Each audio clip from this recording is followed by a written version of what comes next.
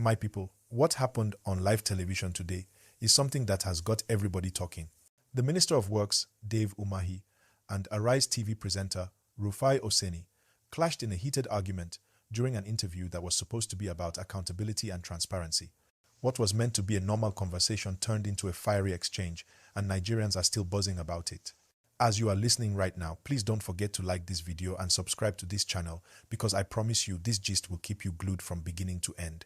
So, let me take you straight into it.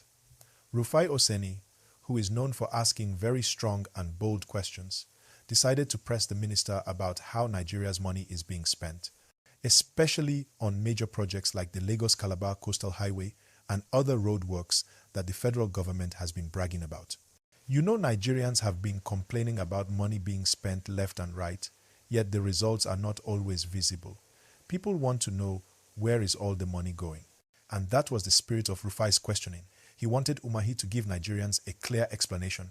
Please, my people, while you are listening, make sure you tap that like button and also subscribe, because this story is too hot to miss. Now, as Rufai was asking his questions, the minister did not like the way the questions were coming. He felt it was disrespectful. He looked straight at Rufai and told him, "You are too small for me to report to the president. Stop saying I reported you." That was already a very strong line. Imagine a minister telling a journalist on live television that he is too small. That statement alone has made waves across social media, with people divided on whether it was arrogance or just self-defense. Some Nigerians are saying Umahi was too proud, while others are saying Rufai pushed too hard. But one thing is sure, the exchange was pure chaos, and it is still trending as we speak. If you are enjoying this gist so far, don't forget to subscribe to this channel right now and give this video a thumbs up so you will not miss our next updates. Umahi went further to call himself a professor, not in the academic sense, but in engineering practice. He was trying to defend his expertise to prove that he knows what he is doing and he does not need to be schooled by anyone. But Rufai was not shaken. He calmly told him, "Minister, it's all right. Keep dignifying yourself. Let the world see who you really are." That line was soft but very sharp. It was the kind of reply that kept the minister looking unsettled. Nigerians who watched it live could not believe how a simple interview escalated into a war of words. The more they argued, the more people online began to debate about accountability, governance, and respect between leaders and the press. And let us not lie to ourselves. Nigerians are already frustrated with how money is being managed. Many citizens feel that resources are disappearing without clear results. So when a journalist like Rufai insists on asking for accountability, it touches the hearts of everyday people. People want their leaders to answer questions directly, without dodging. This is why this exchange struck a nerve nationwide. And I will say it again, my people, as you are following this breakdown, please click like and subscribe to this channel, because we must continue talking about issues that matter to our nation. Now think about this.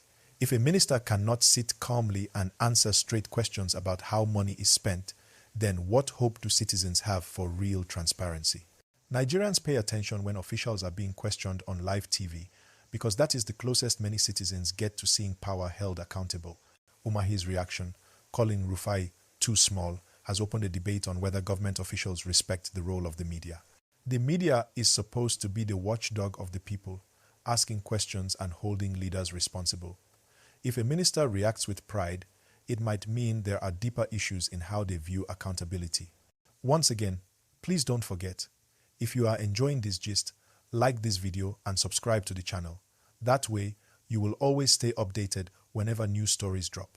Another interesting part of this gist is that Nigerians online are now comparing this incident to other times when officials lost their cool under questioning.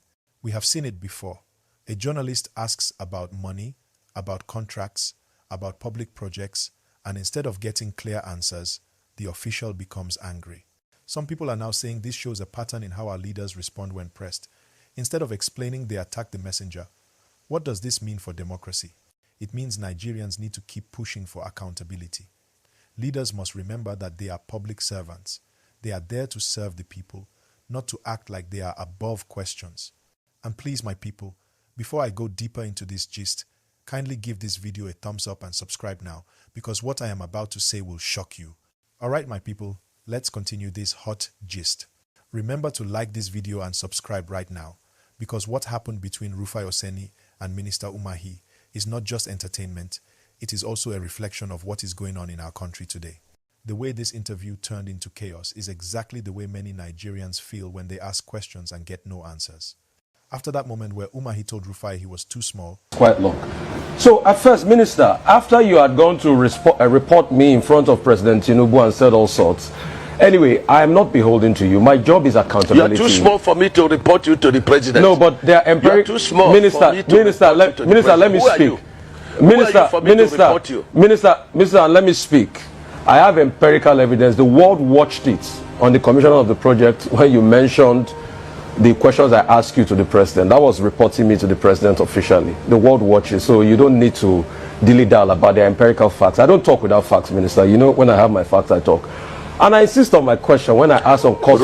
Let me only address you. Minister, you will not allow me speak. The problem is you will not allow me speak. You spoke for over 20 minutes, over 10 minutes. Because you don't know what you are speaking. But let me speak. Let me speak. You will not. What your profession is. You will not allow me speak. You see, if you can just keep quiet and be calm and just allow me speak, I'll be happy. All right. So my question still persists as regards the cost per kilometer. You cannot tell me that we don't have a right to know the cost per kilometer. Even if it's an undulating landscape, give us all the facts and the details of the cost per kilometer. That's all we'll ask for. Other questions as regards the loans.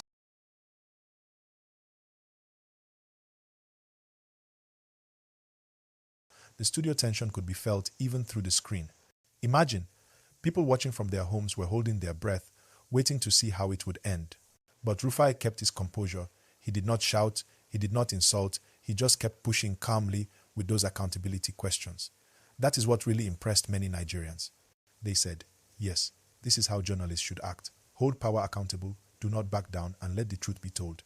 And my people, as you are following this story, please don't forget to like this video and subscribe so you won't miss any of our breakdowns. Now, let us look deeper at what caused the fire. The Lagos-Calabar Coastal Highway. This project is not just any small road. It is one of the biggest in Nigeria's history, stretching over thousands of kilometers. Billions of naira have been budgeted for it. Nigerians have the right to ask, how much will it really cost? Who is handling the contracts?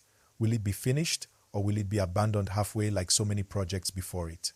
Rufai was asking questions many of us also ask in our hearts. That was why the exchange touched Nigerians deeply. But instead of answering in detail, Umahi was defending his reputation. He wanted to prove that he knows what he is doing, that his engineering background makes him capable. But accountability is not just about knowledge. It is about transparency. It is about showing the people the figures, the contracts, the timelines, and making sure money is not wasted. And once again, my people, if you are enjoying this gist, please hit that like button and subscribe, because the more we talk, the more interesting it gets. The funny part is how Nigerians on social media reacted after the interview. Some were clapping for Rufai, calling him a hero of the people. Others were siding with Umahi, saying Rufai was trying to embarrass him on national TV. But majority of Nigerians were not taking sides. They were simply saying, we need answers, we need the truth. They want to know if the money allocated for roads is really being used for roads. That is the key issue. And this is not the first time Rufai has been in the spotlight. He is known for his fearless style of questioning. He has clashed with other politicians and public officials before. Each time, it sparks a national conversation. That is why many people respect him. They say he is one of the few journalists in Nigeria who still asks the tough questions without fear. So when he faced Umahi, people were not surprised that it got heated. They almost expected it. But the level of drama this time was different. That "you are too small" statement made it personal, and that is why it went viral. And please, my people, as you are listening, kindly subscribe and like this video, because I will keep bringing you the latest gist hot and fresh. Now, let's also remember something very important. Nigerians are tired of hearing about billions being spent with little to show for it. Look at our roads. Look at the traffic jams. Look at the potholes. If money is being spent, then where are the results? This is the frustration Rufai carried into that interview. He was not just speaking for himself, he was speaking for every Nigerian who drives through bad roads every single day. This is why so many Nigerians felt connected to him in that moment. And the minister, instead of simply calming the situation with facts and figures, allowed ego to take control. That is where the real lesson lies. leaders must remember they are there to serve. They must answer questions respectfully, even if the questions feel uncomfortable. In fact, uncomfortable questions are the most important ones because they reveal the truth. If you are agreeing with me on this, please type in the comments below and also make sure you like and subscribe right now. Let me tell you, my people, the role of the press in democracy cannot be underestimated. Journalists like Rufai are the voice of the people. Without them, leaders will act freely without scrutiny. That is why moments like this matter so much.